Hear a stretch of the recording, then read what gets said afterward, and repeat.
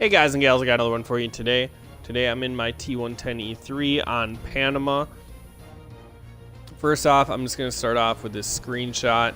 I love this city, up in the mountains, raised up above the map. It's just a beautiful shot. And that's really beside the point of this video, but I do love this shot, so I wanted to show you guys. If you ever want to take a look at it, it is the city in the north, just above the north spawn, behind that gigantic wall, since this is a mercenary map. Alright, so I'm not going to get in the habit of doing this, but Ironic Plague asked me to feature the T110 E3 in another video. He's grinding down the T95 and also down the French heavy line, so he wants to know whether the T110 E3 is worth the grind. So first of all, shout out to you, Ironic Plague. Appreciate the views.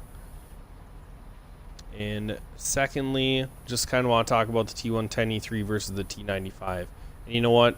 This is a long drive, so I will just go ahead and hit play and kind of talk about it while we watch the T110 E3 drive up the hill.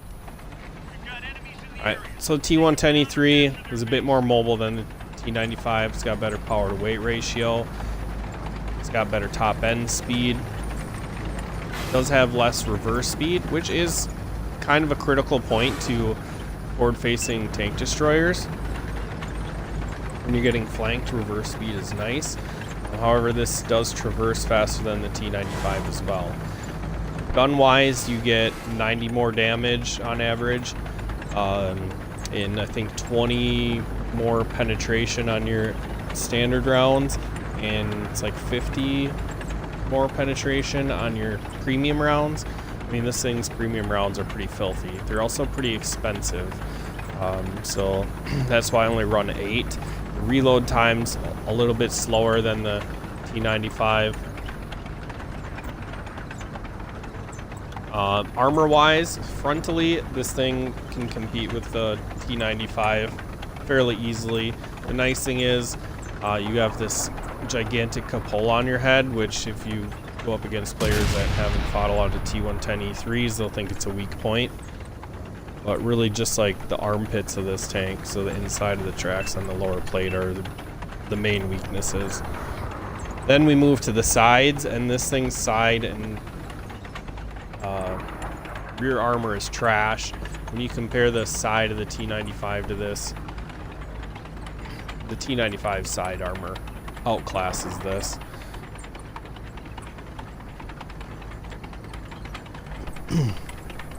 So Ironic Plague, is the T110 E3 worth it?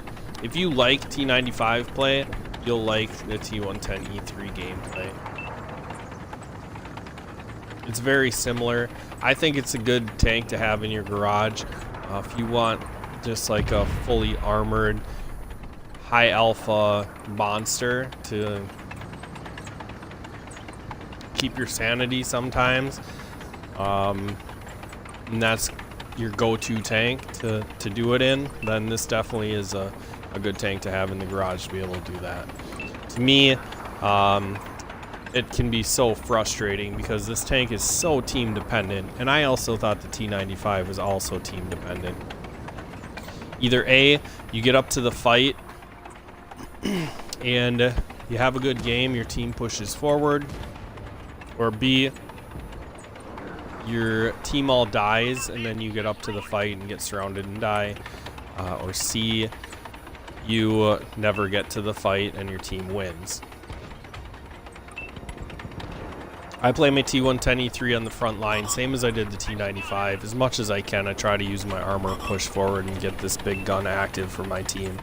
Alright, so on Panama, it's pretty much a variant of Westfield. And what I want to do is win this northwest corner, and then we can control the map from there.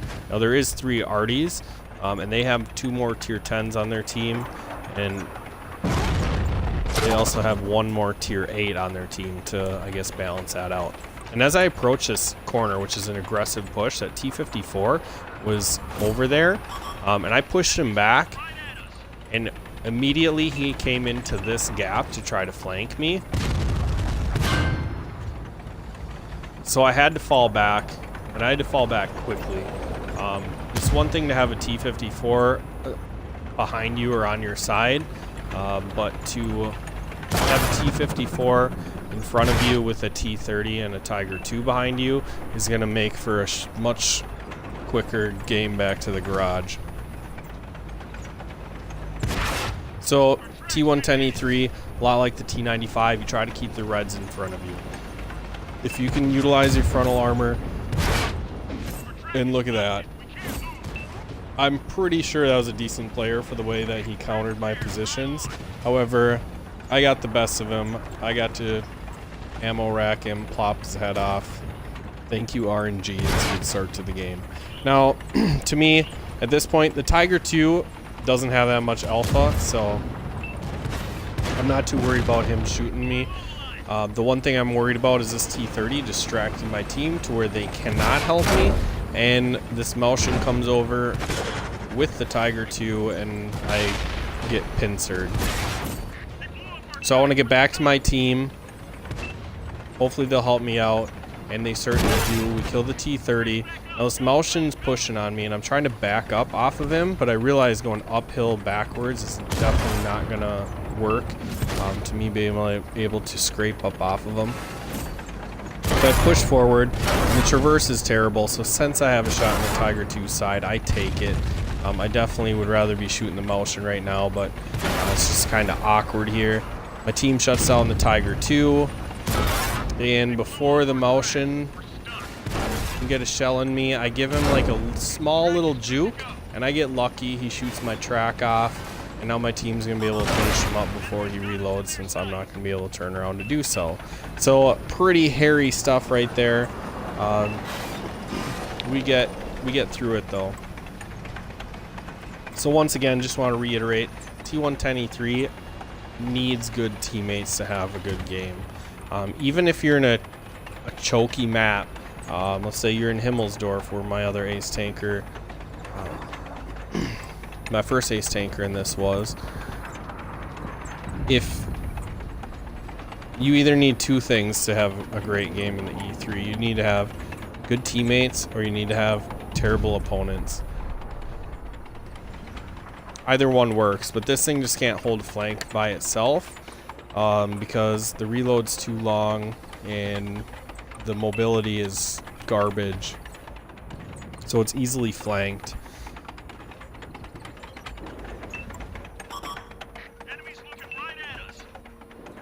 So as I come over this hill, this T-28 and I spot each other, and I'm really worried. They have 3 artillery. I cannot back up fast enough. I don't really want to pull forward and expose my side because I don't know where their other tanks are. So as soon as I back up far enough, I start to drive forward. And then, just in case Artie's trying to lead me, I slam on the brakes and I start to move again. Usually your biggest defense against Artie is to stay unspotted, and the second one is just wiggle back and forth so they misinterpret your movement.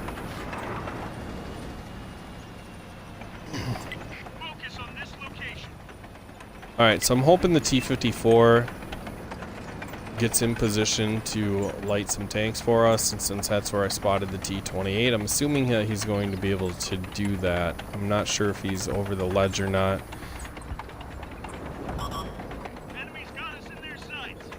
And somehow I get spotted right here. I don't know if it's just my cupola got lit, but I give a GG just because Artie's usually right down in this location, and I have no cover nor mobility to avoid their shots. So I wait for it, and there's one. Thankfully he missed. I think I lucked out. I think I got out of this. Alright, so plan B, get closer to the enemies without being spotted. I got really lucky there. But my T-10 pushes over, gets them lit up. Already gets a nice shot into him. and then my T10 is going to end up paying for getting them lit up right there. There already takes him. So we're to 8 to 8.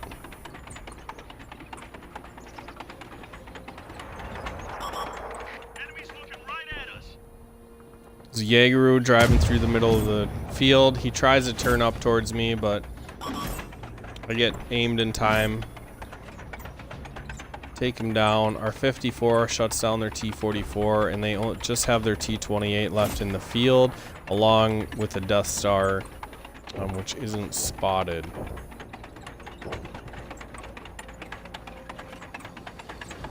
Now, this hill is a great hill to be behind on this map because Artie's generally in this location, so for them to shoot over this big hill is pretty difficult feat. It can be done, but it's a lot more difficult than the open field that I was giving them over on the other side. So the T28, I get him spotted, and I don't know if it was Artie slams him. I think he got hit by 2 artillery and taken down, and then their Death Star kills our 257, which was by the bridge. One of their Arties misses me. Now, this thing having bad side armor and rear armor make it a liability for artillery. I played 5 out of 12 games today in this thing, and 2 of the 12 games I got one-shotted by artillery. One was a T92, which is what it is, and the other one was a GW Tiger P, I think. It's a tier 8, the tier 8 German artillery. I'm not up on all my artillery, but yeah, he hit me right on top of the engine and took me out. So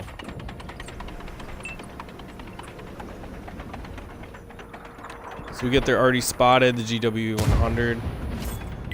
I back up a little bit just to get him above the ridge so I can have a full shot towards him. Shut him down. Their other 2 already get spotted up. Their Batchat shuts the door on our T-54. Our Conqueror gun carriage shuts down their GW Tiger. And now it's just their French artillery. Now I figured he was going to take off or he was going to get shot by one of my teammates. So I took a quick snapshot there. And maybe I shouldn't have done that. And aimed my gun carefully to kill him. But I really thought that it was the end of the game there. And I was going to try to get as much damage as I possibly could. So trying to load up and kind of guess where he's going to be by the time I load. So I lead him there, and unfortunately my shell does not fly true. Now he's going to drive past these little rocks, which is honestly fine because I got to reload my gun. And as I start to aim and give him some lead, my Conqueror gun carriage shuts him down, and that is the game. So 2 of my 3 ace tankers has been in field maps in this thing, which is not where you want to be in your T110 E3. My first ace tanker in Himmelsdorf was easily a better choice for this tank, and though I was playing against a lot of players that were not very aggressive or just don't understand how to defeat a T110 E3. They pretty much just sat in a corridor and let me farm them, which was fantastic for me. However, when you're fighting a T110 E3, after he shoots, he's pretty vulnerable unless he has a good team supporting him. So, Ironic Plague, to answer your question, should you keep going to get this tank? Well, to me, it's easy. If you like the T95, you're going to like the T110 E3 because the T95 setbacks are very similar to this tank. And then you give up some side armor for mobility and alpha and penetration. So I say keep going. Put this tank in your garage. It's a fun one to have. When you got good support, this thing can really be a beast. So I pull down a steel wall, high caliber, get 5,200 damage, 2,000 assisted, 2,300 blocked, and take top dog. Thankfully, I had my T54 and my T10 with me. They helped me get through that situation. And artillery rocked it. We got 2,600 out of our Conquer gun carriage. We got 1,800 out of our GW Tiger. And somehow, some way, our 53-55, which is arguably the best arty in the game, only did 300 damage. So RNG wasn't on his side. But guys, I'll quit babbling. That's really all I got for you guys. Make sure you like, share, subscribe, and I will catch you in the next video.